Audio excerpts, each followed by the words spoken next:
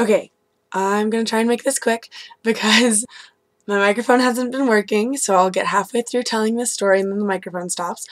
Or I get so into the story that I talk for like 10 minutes and that's not gonna work. So this is like take 7 or something like that. Hi, I'm vlogging again. I kind of lost my voice, but I didn't feel like typing. So you can just hear how weird my voice sounds. It sounds like I just suddenly became a chain smoker or something. But actually, I lost it because I was at the Oregon State Thespian conference, and there was a lot of yelling because it's theater kids. A lot of yelling and singing loudly. And I just wanted to kind of share this interesting experience with you guys. I took a miming class taught by Billy Scudder, and he's this guy who I'd never heard of just because before my time, but he's been miming since '63, and he is part of the Screen Actors Guild, and he's won a bajillion awards, and he's just really, really a famous, talented mime, and he taught us less about miming, which I was pleased with. I was going to be kind of bored if it was just like, look, I'm in a box. He taught us less about that and more about how to focus all of your like physical energy into the movements you make so that it feels to you like you're actually doing what you're pantomiming, because then the audience will see the same thing that you're seeing. It's just this really interesting transfer of energy, and he talked a lot about energy within us. And there's a kid sitting next to me. I don't know where he's from, how old he is. I don't even know. I didn't even catch his name. And he raised his hand and was like, I don't feel it. I don't get it. And so Billy pulled him up to the front and did this strange like movement of energy surrounding his hands and then pushed down, and we saw his body like react to feeling it and felt pressure on his palms, like the transfer of energy. It was really cool because we all got to like see him react to it for the first time.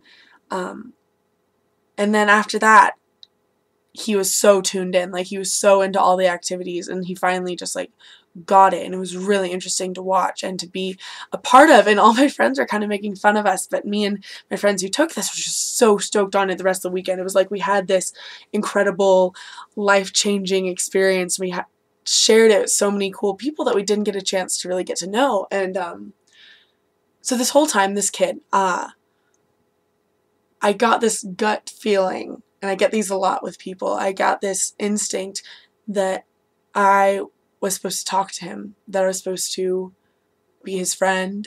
I don't know what the purpose behind this was. I just knew that there was something about his energy that was just magnetic. And usually when I go with those things, it's good reasons. But he disappeared around the corner as soon as the workshop was over. And then I was like, I'm going to find him. I'm going to be his friend, because I know that if I don't, I'll regret it. Because anytime I like experience something that strong, I want to follow through with it. And then if I don't, I just beat myself up about it. And this has happened before. And so I was all set to talk to him. I was determined to talk to him. And then I saw him about 20 times at the dance that night. And I saw him about 20 more times today, and I couldn't just walk up. I couldn't walk up to him and say, hi, I'm Cassie. What's your name? I think your energy is really cool. Like, I didn't know what to say, and all my friends were just like, just go say hi, like totally overestimating how outgoing I am. And then it was time to go home, and I never talked to him. Like,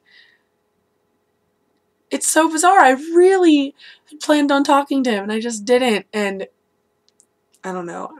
This is less about him and more about how cool the energy exchange was, and more about me beating myself up, because now I've got this like lingering feeling of purpose that I didn't follow through with. Like when you tell yourself, it's harder to break a promise with yourself. You tell yourself you're going to do something, and then when you don't, you know the only person to blame is yourself. So I'm just kind of like, what was I supposed to talk to him about? Like, maybe we were going to be just super awesome friends, or we were going to have something in common, or maybe he like had something he needed to talk about, because that's happened to me before where somebody just like really needed me, and like the universe has been like bing, and And so I just feel really bad because I ignored my gut feeling and ignored what the energy in that room was telling me about him. And I didn't do anything about it. And I know this sounds really hippie and stupid and like energy, blah, but it was incredible. Like, I've never felt anything like it. This activity and these concepts were just so amazing. And we were doing a bunch of miming activities about like visualizing an object and miming it yourself, then handing it to somebody else and seeing what they turn it into. And a friend of mine was even able to tell not just that I was pantomiming a bird, but the color of the bird. And I didn't ever say the color. And that blew my mind. Like, I was so into this web of energy. It was amazing. And if you ever have a chance to meet Billy Scudder, I don't know how often he does things like this, but you need to meet him.